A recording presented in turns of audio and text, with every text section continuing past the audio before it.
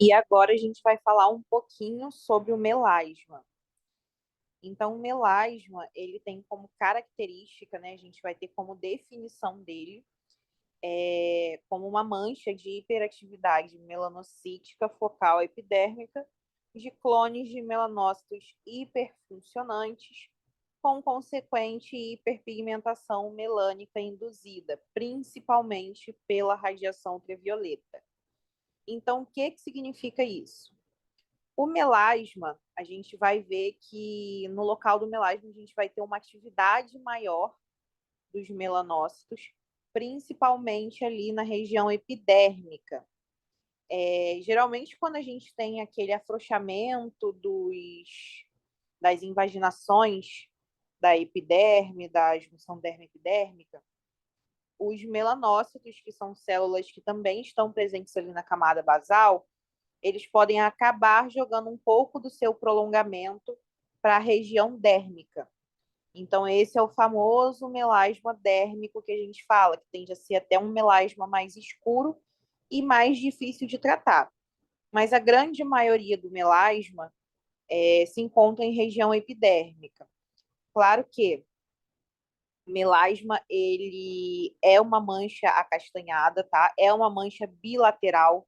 Então a gente tem que lembrar que a gente divide o nosso rosto em hemifaces e para se caracterizar um melasma, a gente precisa ter ele presente nas duas hemifaces. Então se eu tenho um melasma na bochecha direita, eu preciso ter um melasma na bochecha esquerda, tá bom?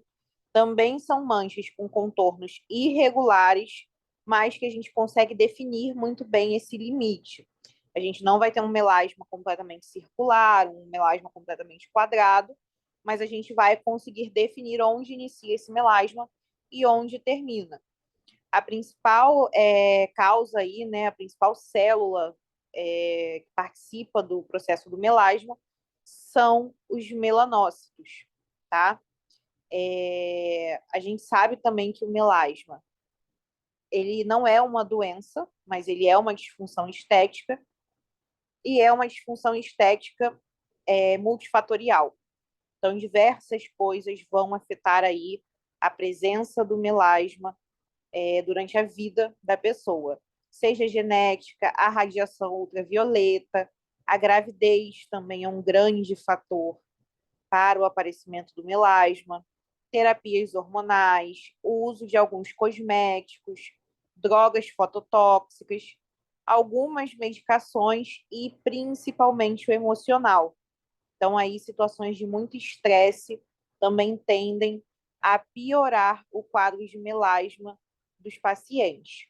O melasma ele é muito mais presente em mulheres, em grávidas por conta dos hormônios, e ele é muito mais presente em latinas do que pacientes europeias ou pacientes asiáticas.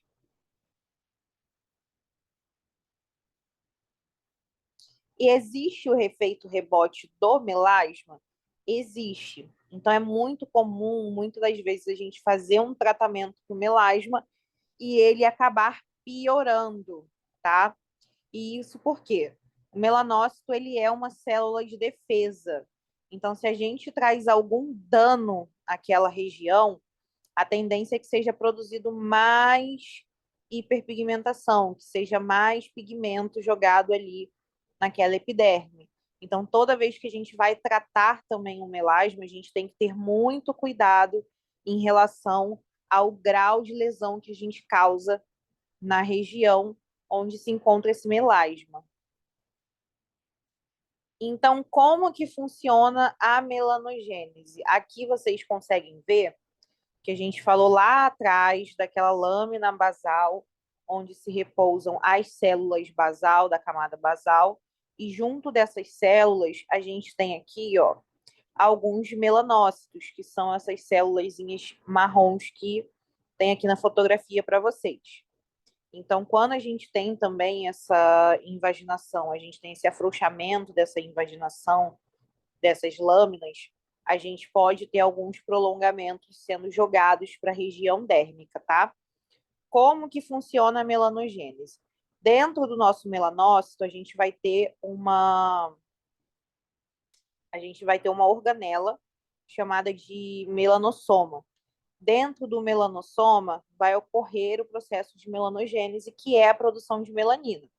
Então, na presença de oxigênio molecular, a tirosinase, que é a enzima responsável por esse processo de melanogênese, vai fazer a oxidação da tirosina em DOPA, né, que é a dioxifenilalanina, e a DOPA vai ser transformada em dopaquinona. A partir desse momento da transformação da dopaquinona, a presença ou a ausência da cisteína vai determinar aí o rumo da reação dessa síntese de eumelanina ou feomelanina. A eumelanina, ela é um polímero marrom, é um polímero alcalino e é um polímero insolúvel.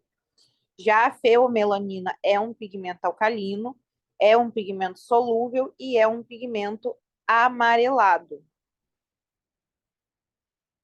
Então, assim, a gente consegue ver aqui todo o processo da melanogênese, como ocorre. Quando a gente fala de melanogênese, a gente vai ter 3 passos extremamente importantes, que é a produção da cisteinildopa, que vai continuar extremamente intensa enquanto a gente tiver também cisteína presente na região. A cisteinildopa vai dar a origem à feomelanina, tá? A gente vai ter também a oxidação da cisteinildopa para formar a feomelanina, que é isso que a gente acabou de falar, que é um processo que vai depender da quantidade que a gente tem ali de cisteinildopa presente na região. Então, para a gente ter a formação de feomelanina, a gente vai passar por esse processo.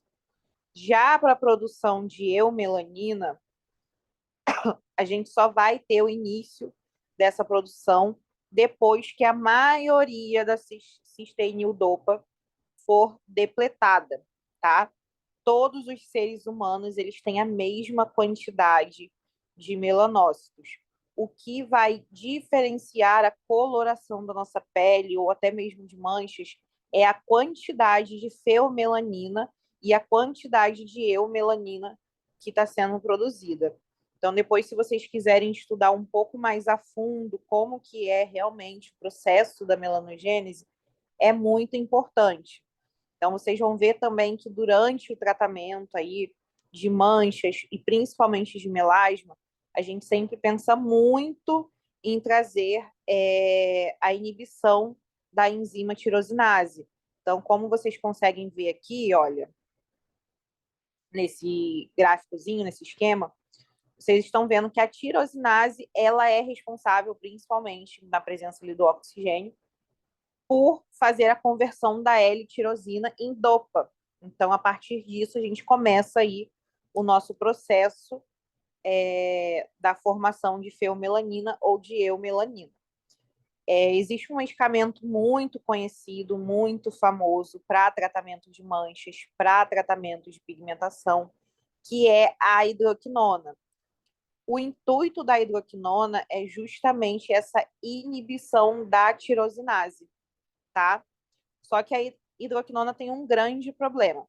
A hidroquinona, ela pode trazer uma morte do melanócito, e essa morte do melanócito, ela vai trazer uma acromia na região, que é a falta de pigmentação.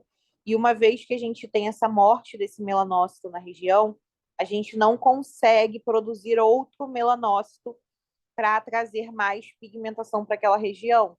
Então acaba se tornando uma acromia, né, irreversível.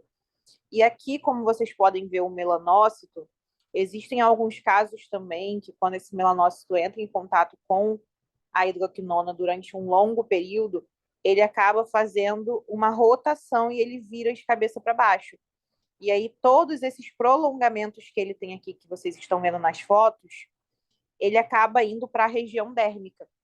E aí toda essa pigmentação acaba sendo jogada para a região dérmica. E a gente tratar uma pigmentação presa em região de derme é muito mais difícil do que tratar uma pigmentação em região epidérmica, justamente porque nem todos os ácidos conseguem penetrar até a região dérmica.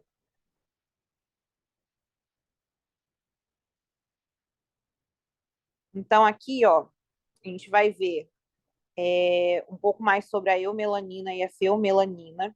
A eumelanina, ela é uma pigmentação, um pigmento importante, porque ela vai absorver e vai dispersar a luz ultravioleta, né? Já a feomelanina, ela tem aí um grande potencial em gerar radicais livres em resposta à radiação ultravioleta. Por isso que é importante a gente usar o protetor solar, justamente para a gente não ter a produção de radicais livres e para não ter essa necessidade da eumelanina também de ficar absorvendo e dispersando a luz ultravioleta. E como eu disse anteriormente, a coloração da nossa pele, né, a pigmentação da nossa pele, de acordo com a etnia, ela vai resultar da quantidade de feomelanina e de eumelanina. Então, aqui, como vocês conseguem ver, isso aqui a gente chama de escala de Fitzpatrick. Então, a escala de Fitzpatrick, ela dá aí pra gente 6 fototipos diferentes de pele. Claro que a escala de Fitzpatrick, ela foi muito formada, né? Ela foi feita numa base mais europeia, numa base mais caucasiana de tonalidade de pele. Então, para uma população onde a gente tem uma grande miscigenação de etnias, é um pouco mais complicado a gente colocar uma escala de Fitzpatrick ao pé da letra, tá? Então, assim, o que seria o fototipo 1? O fototipo 1, em relação à aparência, ele é aquele fototipo onde a pessoa tem a pele muito branca, tem cabelo loiro ou um cabelo ruivo, tem olhos claros e frequentemente tem sardas. Um exemplo de um fototipo 1 seria aquela blogueira que tem a Mari Maria, né? Então, ela é um fototipo 1, ela é uma paciente muito branca, ela tem um cabelo ruivo, ela tem olhos claros e ela tem muitas sardas. Então, esse tipo de fototipo, quando a gente tem uma exposição solar, ele é um fototipo que ele vai queimar com muita facilidade e ele não vai conseguir bronzear. É um fototipo também que não pigmenta, nem imediatamente e nem posteriormente, né, num período aí de alguns dias após. Já o fototipo 2, ele é um fototipo que ele tem uma pele branca, ele vai ter olhos claros e ele vai ter um cabelo claro também. Geralmente pacientes aí, pacientes loiros que têm olhos, né, azuis, uma pele mais branquinha, são pacientes que queimam com facilidade e o bronzeamento dessa pele é muito, muito, muito pouco. Então, a pigmentação imediata deles é fraca e a pigmentação tardia é de mínima a fraca. Então, mesmo após a exposição solar, a gente não vai ter aí uma pigmentação tardia dessa pele. O fototipo 3, que eu diria que seria o fototipo mais comum entre as pessoas brancas, né, brasileiras ou até mesmo latinas, se a gente for englobar aí a Latam toda, são pacientes de pele clara com olhos e cabelos de cor variável. Geralmente acaba que a maioria tem cabelo mais escuro, um castanho médio, um castanho escuro, e também tem olhos aí, aquela coloração mais mel, um olho castanho claro, um olho castanho mais escuro. Esses pacientes, quando se expõem à luz ultravioleta, eles queimam um pouco e vão bronzear gradualmente. Então, a pigmentação imediata dessa pele é muito pouca e a pigmentação tardia é muito baixa. Mas ainda são pacientes que bronzeiam mais do que o fototipo 2 e o fototipo 1. O fototipo 4 são pacientes que a pele tende a ser mais pigmentada ou muito pigmentada. São pacientes que, com a exposição solar, raramente vão se queimar e se bronzeiam com muita facilidade. Então, a pigmentação imediata deles é mediana, né, uma pigmentação mais moderada, e a pigmentação tardia também é moderada.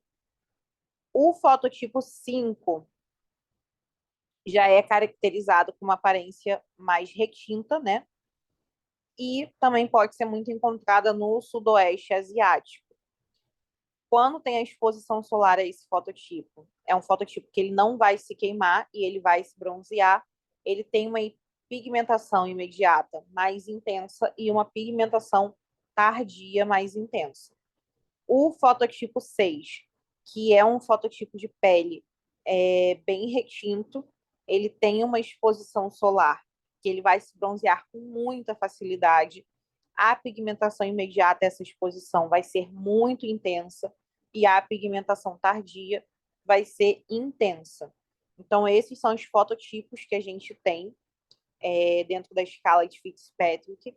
A gente usa muito para se basear na escolha dos procedimentos que a gente vai fazer. Pacientes de fototipo 4 até 6 são pacientes que tendem a ter uma hiperpigmentação maior. Então, alguns ácidos a gente evita utilizar nesses fototipos para não causar uma reação de hiperpigmentação pós-inflamatória, que vocês vão escutar muito por aí como HPI. Aqui no Brasil, acaba que até pacientes de fototipo 3 e às vezes até de fototipo 2 podem ter uma HPI, podem ter uma hiperpigmentação por conta dessa miscigenação que eu falei para vocês. Então, como a escala de Fitzpatrick é uma escala que vem lá voltada mais para um público mais europeu, consegue ter essa distinção de coloração muito grande, o que não ocorre muito aqui no Brasil e nem na Latam no geral.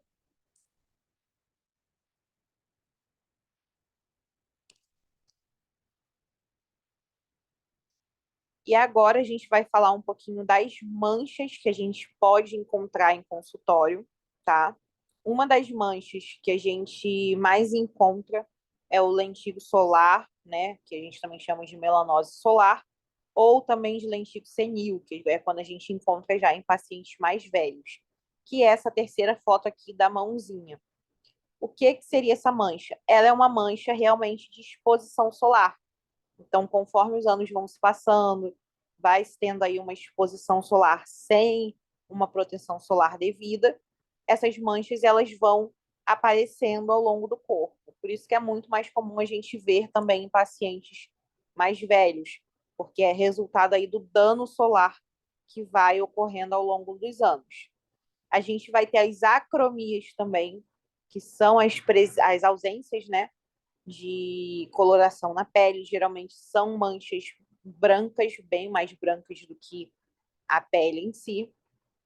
Um exemplo de acromia é a leucodermia gutata, que é essa fotinha aqui que eu trouxe para vocês da bochecha.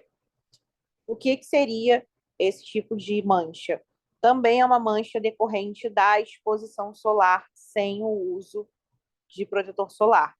Só que nesse caso, a gente tem a morte do melanócito. Então começa a ter aquela coloração esbranquiçada na pele, aquela falta de melanina. A gente tem também o xantelasma, que são essas bolsinhas que vocês estão vendo aqui nessa região dos olhos. O xantelasma é um acúmulo lipídico na epiderme. Então, assim, hoje em dia a gente tem como tratar xantelasma? Tem. O tratamento de xantelasma ele vem muito aí com o uso de peelings mais profundos, mas ainda é um pouco mais complicado de tratar. O xantelasma é muito presente em pacientes que têm um colesterol muito elevado. E como a gente aqui é profissional da saúde também, eu sempre recomendo que se um paciente tem um xantelasma e ele não tem essa noção de que o colesterol dele muito provavelmente está alto, pedir um exame de sangue para poder verificar aí essas taxas, né, do colesterol dele, para a gente entender o que está acontecendo e aí sim procurar tratar esse colesterol para não ter mais xantelasma e aí tratar o xantelasma que está aí na pele do paciente. Então, a gente sempre tem que tentar fazer um tratamento de uma forma mais global com a saúde do paciente. E agora a gente vai falar um pouquinho sobre o gerenciamento de pele. Então, o que seria o gerenciamento de pele? O gerenciamento de pele ele é um conjunto de procedimentos que a gente vai estar realizando aí para gerenciar a qualidade dessa pele no curto e principalmente no longo prazo. Então, primeiro de tudo, a gente vai ter a limpeza de pele, que é aí essencial para a gente poder trazer uma melhora dos nossos resultados. Então, a limpeza de pele, ela é dividida em 3 etapas, que é o preparo da pele, a extração e a finalização. Então, o foco principal da limpeza é trazer aí, né, a renovação celular, que é aquele turnover celular que a gente falou lá no início da aula, e também a extração de comedões e de milho. Quem assistiu a aula aí de semiologia facial, né, só para a gente revisitar, os comedões são a acne em seu grau 1, a gente tem comedões abertos, a gente tem comedões fechados, e os milhos são os cistos epidérmicos. Então, no preparo da pele, vocês vão ter aí no Instituto o kit da Asgos, onde já tem o passo a passo. Nas aulas práticas, vocês também vão utilizar o kit da Asgos. Caso vocês não estejam com o kit da Asgos no consultório de vocês, que vale super a pena ter, o que eu recomendo é vocês terem um produto para a gente poder fazer a limpeza da pele. Então, ter um sabonete aí, às vezes ter um sabonete com ácido glicólico, vale super a pena. E depois de realizar essa limpeza da pele com o sabonete, fazer a esfoliação da pele com um esfoliante físico. Então, aí vocês podem procurar um esfoliante, o que vocês acharem melhor, né, da melhor marca para vocês.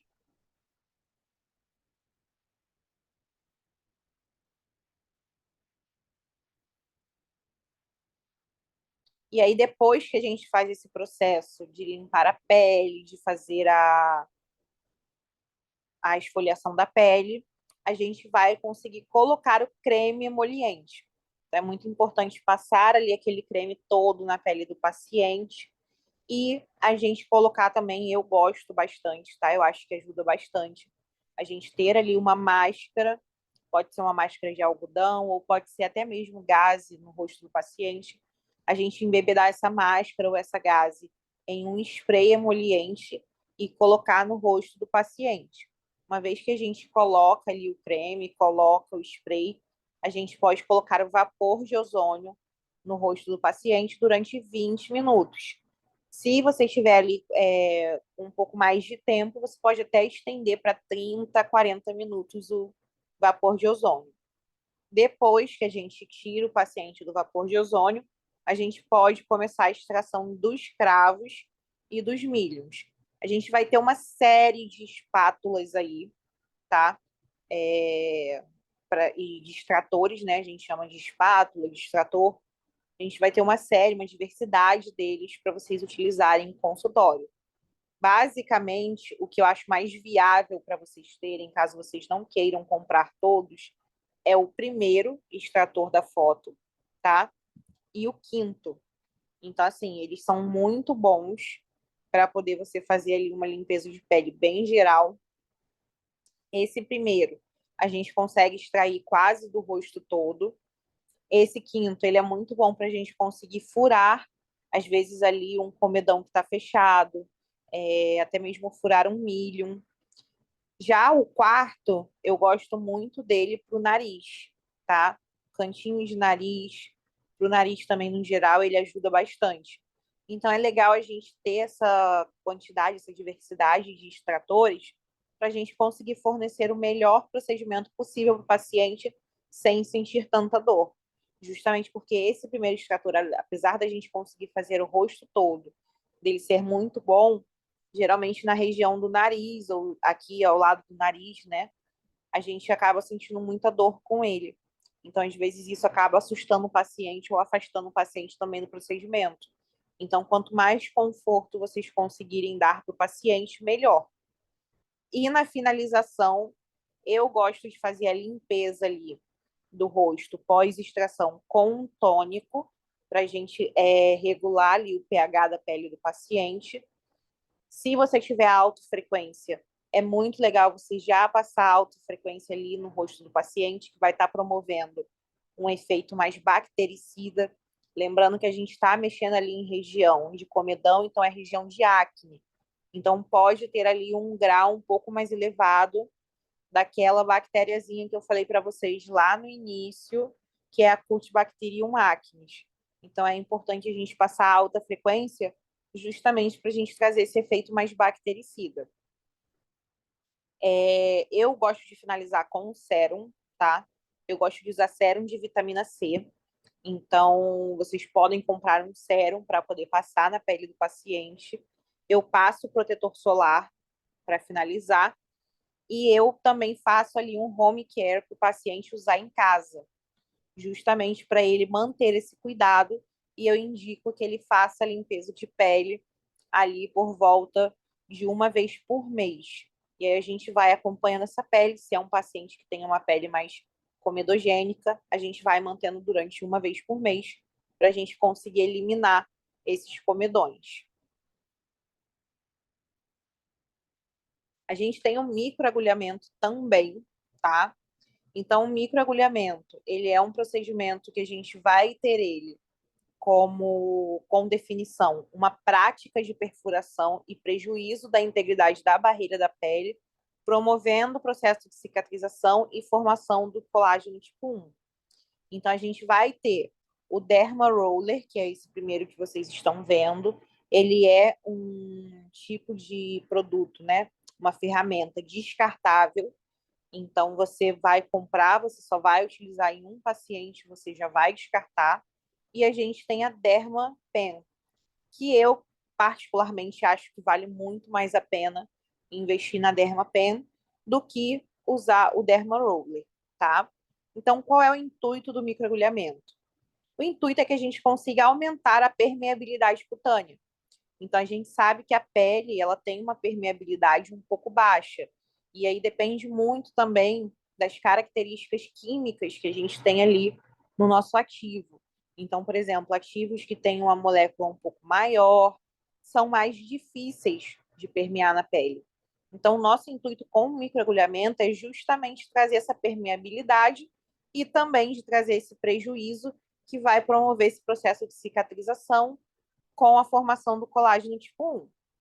Quando a gente vai fazer um microagulhamento, o ideal é que a gente passe em cada regiãozinha ali a agulha, né, o da Derma Roller ou do Derma Pen, 15 vezes em cada região, para que a gente consiga fazer o máximo possível de microcanais. A gente tem diferentes tamanhos de agulha, então esses diferentes tamanhos vão atingir diferentes profundidades. A Dermapen, a gente consegue regular o tamanho que a gente quer e o roller não, você já tem que comprar no tamanho da agulha que você quer. Na Dermapen, a gente vai ter 12, 36 e 137 agulhas. O cartucho de 36 agulhas já atende muito bem, você já consegue trabalhar legal. Então, eu indico que vocês comprem geralmente o cartucho de 36 para não ficar acumulando cartucho e tendo gastos desnecessários dentro da clínica. Vou passar aqui para vocês poderem ver.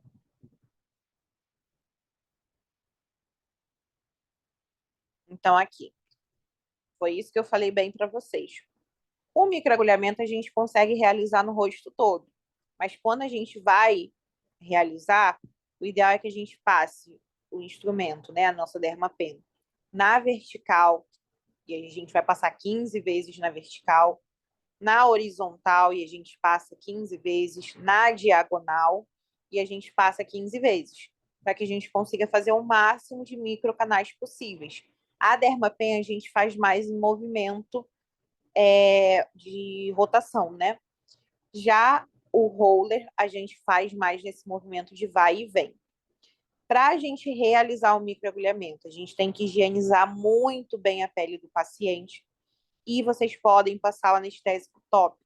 Eu indico que passe o anestésico tópico porque isso traz um maior conforto para o paciente. E se ele está mais confortável, ele vai reclamar bem menos, tá? Deixa ali o anestésico tópico uns 20 minutinhos e depois você vem e esfrega bem com a gaze para poder tirar o anestésico tópico. Por quê? O anestésico tópico ele forma como se fosse uma espécie de um filme em cima da pele. Então, se a gente não tirar muito bem, a gente vai acabar microagulhando esse anestésico na pele do paciente, porque a gente não pode. Então, vocês vão tirar bem esse anestésico e aí sim vocês vão poder fazer todo esse processo de microagulhamento na face do paciente. A gente tem 3 fases do mecanismo, né, de reparo tecidual. Então, a gente vai ter a fase da inflamação, a gente vai ter a fase da proliferação e a fase da remodelação. Todo esse processo de cicatrização, ele leva aí em torno de 21 dias. Então, eu recomendo que o microagulhamento seja feito a cada 21 dias ou a cada 30 dias, dependendo da profundidade que foi feito esse microagulhamento. Hoje em dia, a gente já não tem mais o hábito de realizar microagulhamento com muita profundidade, né? Com agulhas de 1,5, agulha de 2, que era aquele microagulhamento que trazia um sangramento muito grande. E por que isso? Porque isso pode acabar trazendo uma hiperpigmentação pós-inflamatória. Lembra que eu falei que a gente nem sempre vai saber quando o paciente tem um risco de HPI, de acordo com a escala de Fitzpatrick, justamente porque aqui no Brasil, né, a gente tem aí uma miscigenação muito grande. Então, a gente tem que ter cuidado para não manchar a pele do paciente. A gente está fazendo um procedimento, e principalmente o microagulhamento, às vezes para tratar uma mancha. Então, nosso intuito não é trazer mais manchas. Então, hoje em dia, eu já recomendo que o microagulhamento seja realizado em 0,25, dependendo da espessura de pele, ou em 0,5 para a gente manter ali só na epiderme. Um microagulhamento de sucesso, né, para a gente só trabalhar os ativos, é um microagulhamento que não tenha sangramento. Agora, se a gente está falando aí de cicatrizes de acne, ou estrias, ou cicatrizes mesmo, né, de algum acidente, aí sim a gente precisa trabalhar mais aprofundado. E aí a gente pode trabalhar com a agulha de 1,25 ou de 1,5. E aí vai depender também da espessura de pele do paciente. Então a gente vai ter a subcisão também, tá? A subcisão é uma técnica muito antiga que existe e o intuito da subcisão é justamente a ruptura dos septos fibróticos. Então, quando a gente tem uma celulite ou às vezes uma cicatriz, como eu falei lá para vocês da box scar, da ice pick, a gente vai ter fibras puxando ali aquela região para baixo, tá? Então, qual é o nosso intuito da subcisão? Romper esses septos fibróticos, essas fibras que estão trazendo essa cicatriz ou essa celulite para baixo. Eu indico muito subcisão para tratamento de região que tem cicatriz, principalmente se for cicatriz de acne. Tem que fazer uma subcisão. A subcisão a gente tem 2 técnicas, tá? A técnica mais tradicional é realizada com agulhas no cor. O único ruim é que, como é uma agulha, ela vai sair cortando tudo que tem pela frente, não só a ruptura dos septos fibróticos. Então, ela pode acabar trazendo aí um prejuízo de alguma estrutura anatômica mais nobre. Então, eu, particularmente, não uso agulhas no cor, tá? A gente consegue fazer a subcisão com a cânula bico de pato também, tá? Eu realizo com a cânula bico de pato. Eu gosto de ter a cânula bico de pato em consultório para poder realizar. Dá para realizar com a cânula normal de ponta romba 22G? Dá. Muitas das vezes em corporal a gente usa até a 18G para fazer a subcisão. Mas eu gosto de fazer com a cânula bico de pato. Então eu indico muito a técnica de subcisão para a gente tratar cicatrizes de acne, para a gente tratar corporal, né? Tratar ali aquelas estrias não, perdão, aquelas celulites. Indico muito para pacientes que têm esse sulco mental muito profundo, que a gente tem que fazer uma subcisão ali para poder entrar com preenchedor. Então eu gosto bastante dessa técnica. Então a subcisão, a gente vai entrar com a cânula, tá? E a gente vai fazer esse movimento para cima e para baixo, e a gente vai fazer esse movimento também para os lados como um leque, justamente para a gente conseguir romper o máximo possível de fibra. O ideal é que quando a gente saia com a cânula e tente entrar novamente, aquele caminho esteja livre, que a gente não sinta dificuldade para passar com a cânula naquela região. A gente vai ter também o Skin Booster, tá? A gente tem a mescla da Biometil, que é chamada de Skin barra Booster. Ela é uma mescla que tem alguns precursores para neocolagênese e também para componentes de matriz extracelular. Então, assim, é uma mescla que eu indico muito realizar com o bioestimulador, que dá um resultado ali legal para o bioestimulador. O bioestimulador ele precisa de um meio também ali para trazer um estímulo de colágeno. Muitas das vezes o paciente não tem esses precursores necessários, ou é um paciente que fuma, ou é um paciente que já tem um prejuízo maior ali daquela região. Então, eu indico fazer a mescla junto, tá?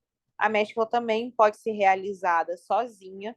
Eu gosto muito dessa mescla para essa região de colo também, aquela região de colo mais prejudicada pelo sol, ou também mais envelhecida e que o paciente realmente não trata. Indico, no mínimo, ela sozinha, 3 sessões para a gente ver um resultado mais fidedigno, tá? Para a gente ter, de fato, um resultado legal para o paciente.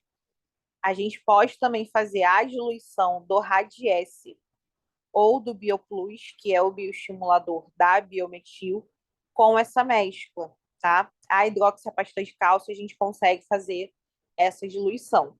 Se for utilizar o ácido polilático, aí tem que fazer primeiro o bioestimulador e depois injetar a mescla, tá? Você pode fazer isso alternando as retroinjeções, ou você pode fazer realmente um pouquinho, né, 1 ml para cada região.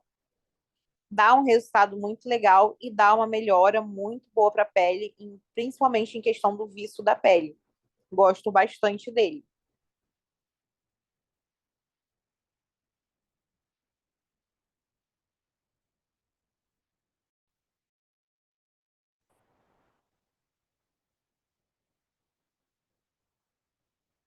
Outra possibilidade que a gente tem também para trabalhar a qualidade de pele do paciente é o Skin Boosters da Restylane, tá? O Skin Boosters da Restylane é um ácido hialurônico com baixa reticulação. Então, ele é um ácido hialurônico puro, ele não tem essa função de projetar e nem de volumizar a região. A gente vai ter 2 apresentações dele, então a gente vai ter o Skin Boosters Vital Light e o Skin Boosters Vital.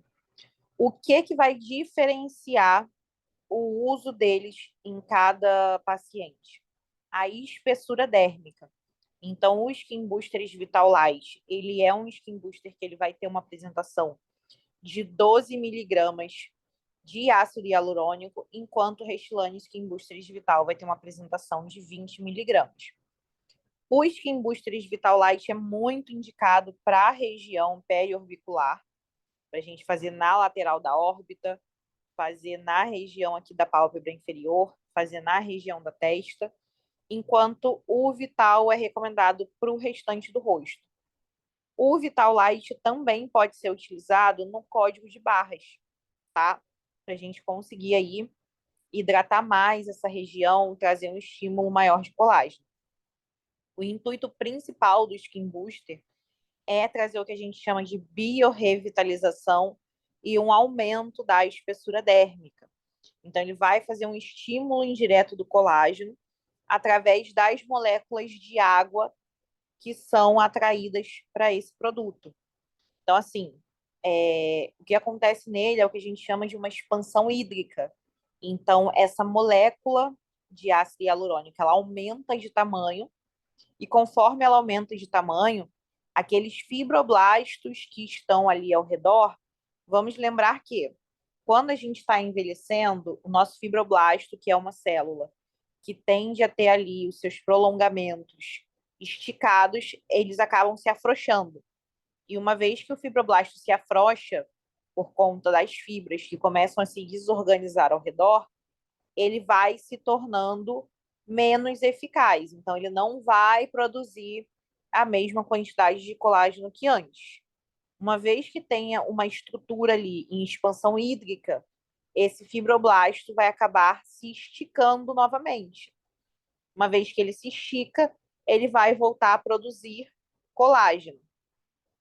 Então, é por conta desse mecanismo que os skin boosters da Restylane conseguem trazer o estímulo de colágeno. Hoje em dia, a gente fala que o único skin booster de fato que existe é o da Restylane. O termo skin booster é uma patente, tá? Então, é uma patente da Galderma.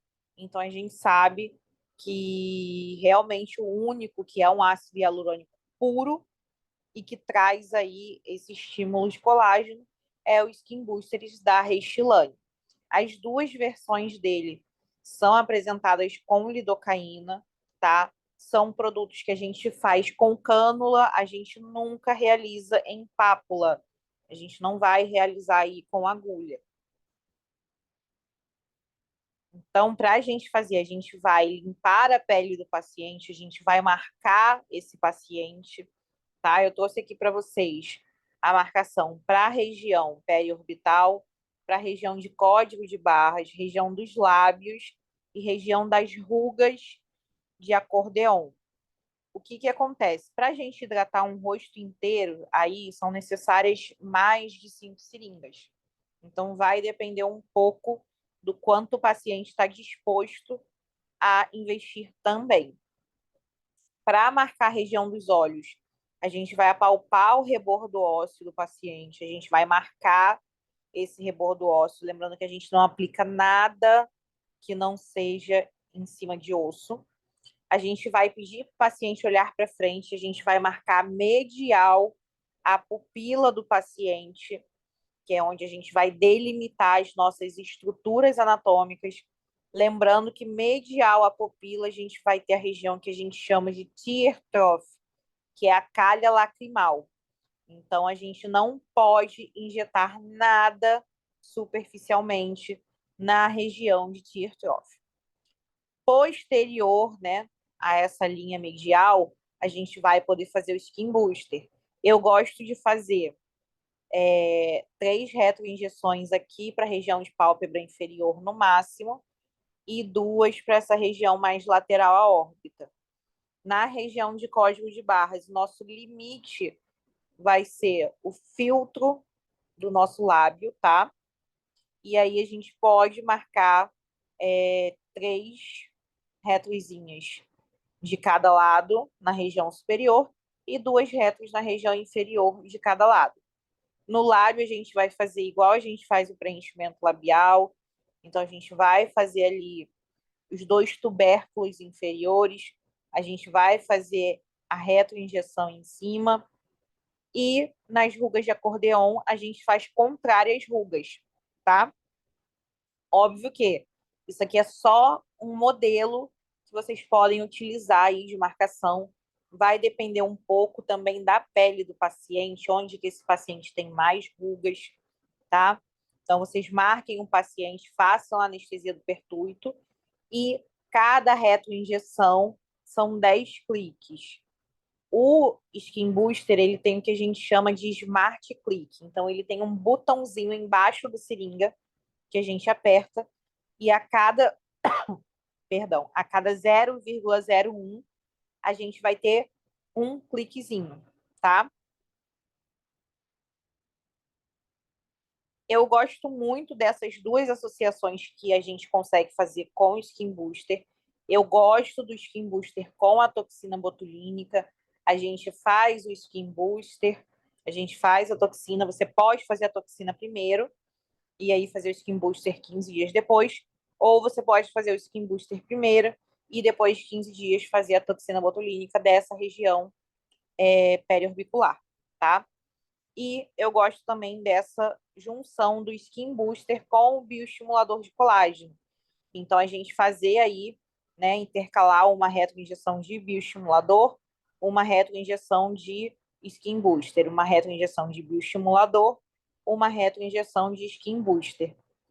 E aí a gente vai ver que vai ter um estímulo muito maior de colágeno e vai ter uma melhora muito grande da pele do paciente, principalmente essa região de toxina botulínica. A gente sabe que conforme a gente vai envelhecendo, a nossa pele ela vai afinando.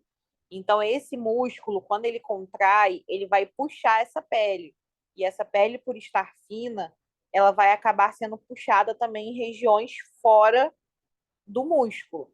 E aí acaba trazendo aquele pé de galinha que tem se estendendo até a região temporal. Uma vez que a gente traz mais espessamento dérmico, uma espessura dérmica melhor para essa região ao redor dos olhos, a gente tem uma resposta muito melhor da toxina, porque não é um problema de musculatura, é um problema de pele. Então a gente precisa tratar a pele para a gente ter um resultado melhor do pé de galinha.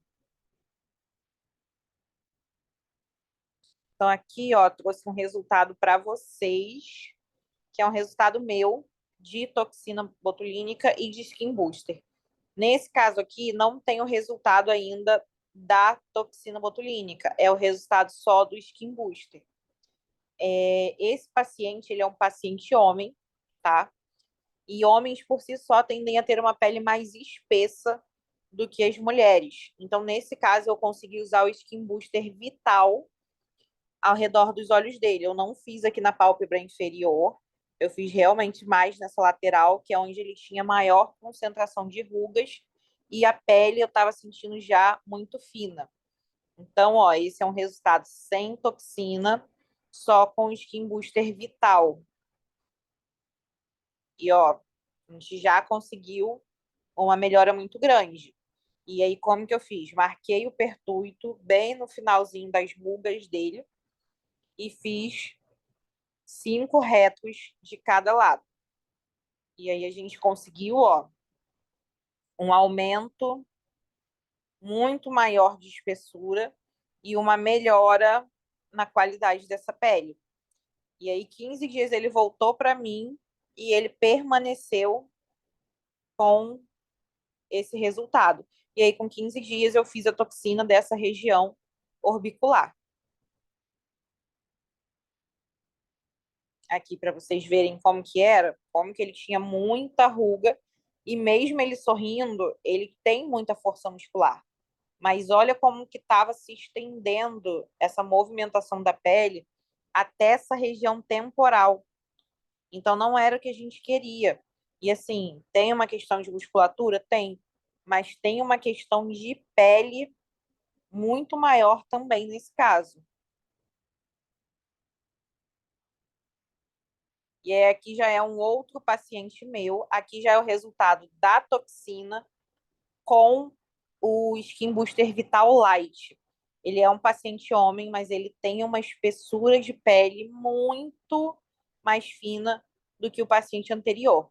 E esse é um paciente que antes a gente tratava, eu já estava em tratamento com ele, e a gente sempre tinha que colocar mais toxina. E aí, mais toxina. E aí eu comentei com ele, olha, a próxima vez que você for fazer toxina, a gente já começa a fazer um tratamento de pele, porque o seu problema é pele. E como vocês podem ver, ó, quando ele sorria, estava trazendo também aquela pele até na região temporal. E não é o que a gente queria, tá? Então a gente conseguiu fazer e a gente usou bem menos unidades de toxina dessa vez, tá? Nesse, nessa segunda sessão, justamente porque a gente já estava com a pele um pouco melhor.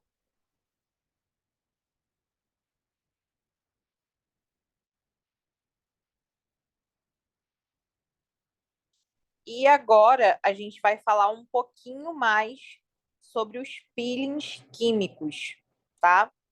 Então, os peelings, a gente vai falar dos peelings químicos, a gente vai falar dos peelings físicos e dos peelings enzimáticos.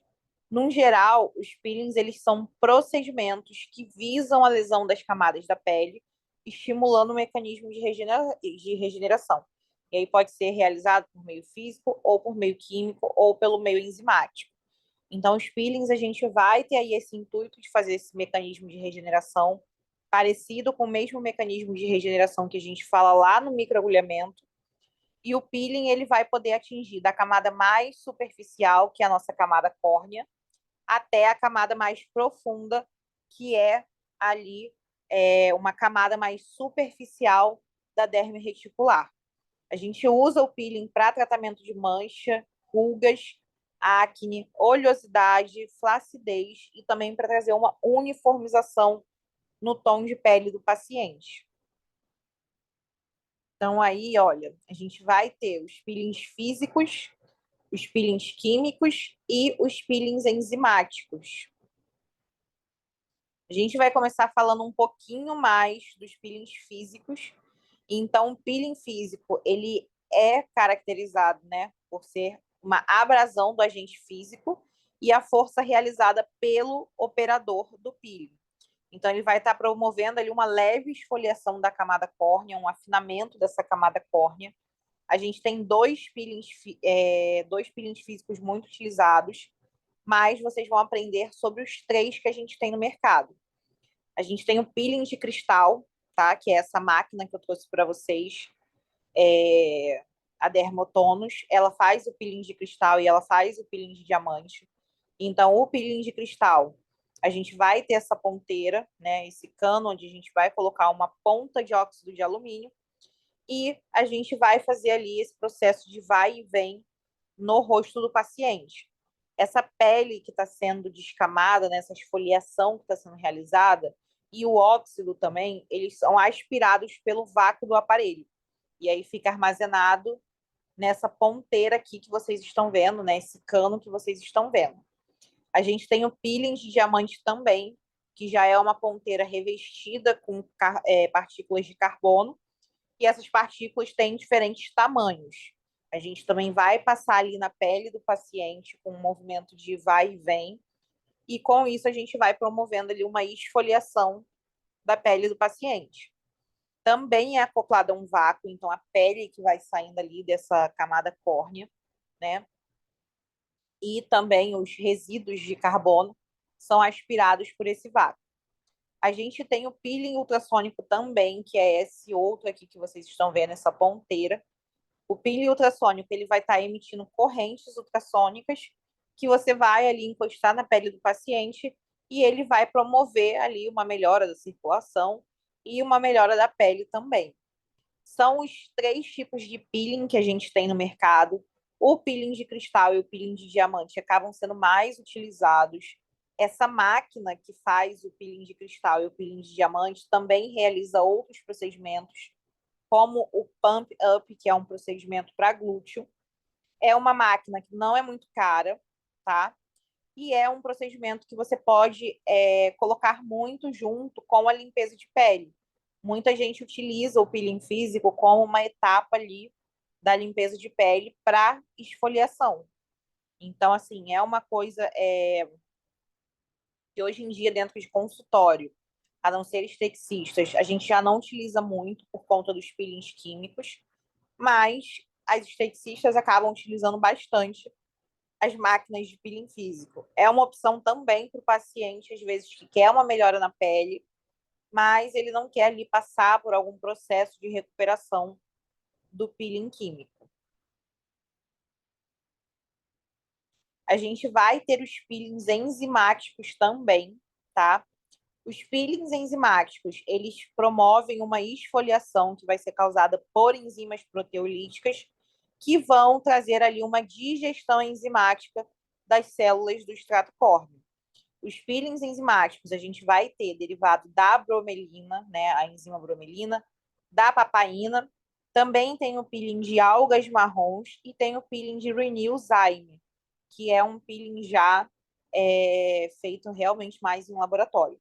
Os peelings enzimáticos, eles tendem a ter uma origem aí mais de frutas, de plantas no geral, e são peelings que a gente consegue realizar, por exemplo, em pacientes grávidas, pacientes lactantes. São ótimos peelings também para realizar, para ir para um evento, quando você quer dar uma melhora na pele, às vezes, para realizar uma maquiagem, mas não pode estar ali com a pele mais sensibilizada. Um paciente que tem alguma alergia a um peeling químico pode realizar um peeling enzimático. Então, é um peeling muito tranquilo de trabalhar. A gente tem formulações próprias já que vendem, né, em farmácia, de peelings enzimáticos, mas a gente também tem como formular em laboratório. Eu, particularmente, só usei peeling enzimático uma vez, usei em mim para realizar nos pés, que a gente também tem essa possibilidade de realizar os peelings enzimáticos no pé. E comprei em farmácia, dá um resultado muito legal, então é uma coisa que vale muito a pena, tá? E é uma possibilidade também utilizar ele junto da limpeza de pele, né? Quando a gente vai fazer ali uma esfoliação, a gente pode realizar um peeling enzimático, principalmente porque o peeling enzimático ele não descama, nem o peeling físico, nem o peeling enzimático vão trazer aí uma descamação para a pele.